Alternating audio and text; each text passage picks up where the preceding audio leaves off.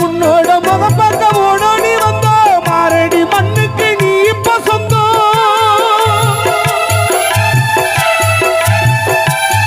அப்பா உன்னோட முகப்பக்க ஓடோடி வந்தோம் மாரடி மண்ணுக்கு நீ இப்ப சொந்தம் தேடி எழுதோம் நீ கேட்கவே இல்லை ஆறுதல் சொல்ல யாருமே இல்லை வந்து விடு